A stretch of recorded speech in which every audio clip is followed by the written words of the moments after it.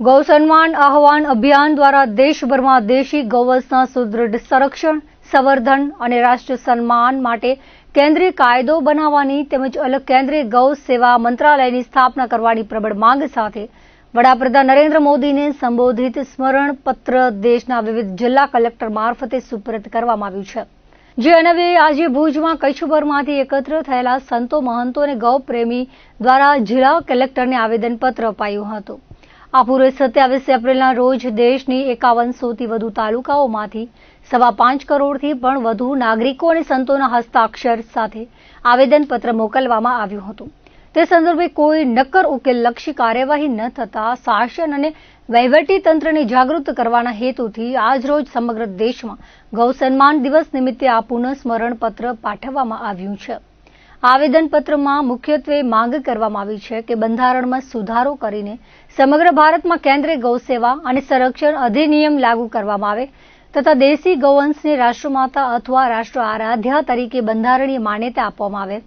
ગૌ તસ્કરી અને ગૌવધ જેવા ક્રૂર કૃત્યોને બિનજામીન પાત્ર ગુનો ગણી દોષિતો સામે આજીવન કેદ અને મિલકત જપ્તી જેવી કડક દંડાત્મક જોગવાઈઓ કરવાની અપીલ કરવામાં આવી છે. આ ઉપરાંત પંચગવ્ય આધારિત કુદરતી ખેતીને પ્રોત્સાહન આપવા દરેક ગ્રામ પંચાયતમાં નંદી શાળા અને જિલ્લા કક્ષાએ આદર્શ ગૌ અભયારણ્યની સ્થાપના કરવા તેમજ રાષ્ટ્રીય રાજમાર્ગો પર દર 50 કિલોમીટરે ગૌવાહક એમ્બ્યુલન્સ અને ટ્રોમા સેન્ટરો કાર્યરત કરવા રજૂઆત કરાઈ છે.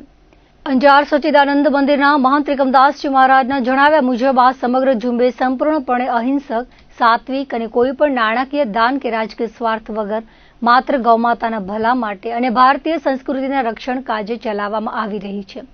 જો આગામી સમયમાં આ વ્યાજબી માંગણીઓ અંગે સાનુકૂળ નિર્ણયો લેવામાં નહીં આવે તો ઓક્ટોબર 2026માં રાજ્ય સ્તરે અને વર્ષ 2027માં રાષ્ટ્રીય સ્તરે શાંતિપૂર્ણ પ્રાર્થના તેમજ સંકીર્તન કાર્યક્રમો યોજીને ગૌવંશના અધિકારો માટે ન્યાયની લડત આદરવામાં આવશે.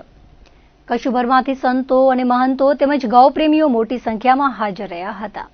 સમગ્ર ભારતમાં જે અલગ અલગ જે જિલ્લાઓ છે એ જિલ્લાઓમાં ગૌ માતાને રાષ્ટ્રમાતા ઘોષિત કરવા માટે અને ગૌ હત્યા બંધ થાય એના માટે થઈ અને સમગ્ર ભારતમાં કાર્યક્રમ યોજવામાં આવ્યો છે. એના સંદર્ભમાં આપણા કચ્છ જિલ્લામાં જે ભારતનો સૌથી મોટો વિસ્તારની જગ્યાએ કચ્છ જિલ્લો છે એમાં પણ સમગ્ર સાધુ સંતો, કવિઓ, ભક્તજનો ને દ્વારા અસંખ્ય કચ્છના જે લોકો કહી શકાય એ લોકો ભેગા થઈ અને ટાઉન હોલ મધ્યે એક 8 વાગ્યાથી કરી અને લગભગ 10:30 સુધી રામ નામની ધૂન ભજન થયું.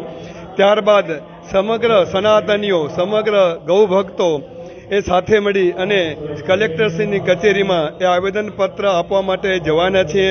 અત્યારે આપ જોઈ રહ્યા છો કામધેનુ ગૌ માતાની સમગ્ર ભક્તજનો દ્વારા, સંતો દ્વારા અને સેવકો દ્વારા અત્યારે પૂજન થઈ રહ્યું છે. આપના સૌના ચેનલના માધ્યમથી જણાવીએ છીએ કે આપણે તાલુકા મધ્યે કર્યું, આજે જિલ્લા મધ્યે છે અને આવનાર દિવસોમાં આપણે રાજ્ય મધ્યે પણ આ રીતનું ગૌ માતાને, રાષ્ટ્રમાતા અને ગૌ માતાની હત્યા બંધ થાય એના માટેના કાર્યક્રમ જોઈને અમે સમગ્ર સારામાં સારો પ્રતિસાદ મળી રહ્યો છે.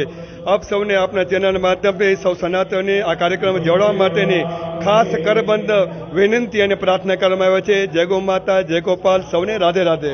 ગૌ સન્માન આહવાન અભિયાન ગૌ માતાની સેવા, સુરક્ષા અને સન્માન વધારવા માટે થઈને સરકાર દ્વારા ગૌ માતાને રાષ્ટ્રમાતા ઘોષિત કરવામાં આવે અને ગૌ માતાને કાયદાકીય રીતે સુરક્ષિત કરવામાં આવે એના માટેનું આ સંપૂર્ણ અભિયાન સંપૂર્ણ ભારત વર્ષમાં ચાલી રહ્યું છે. લગભગ પૂરા કચ્છમાંથી લગભગ 40 થી 50 સાધુ સંત મહાત્મા પણ આવ્યા છે. સમગ્ર સનાતન સમાજના, જૈન સમાજના બધા સાધુ સંત મહાત્માઓ અત્રે ઉપસ્થિત છે અને લગભગ 1000 થી 1500 જેવી સંખ્યા પૂરા કચ્છમાંથી અત્રે પધારી છે.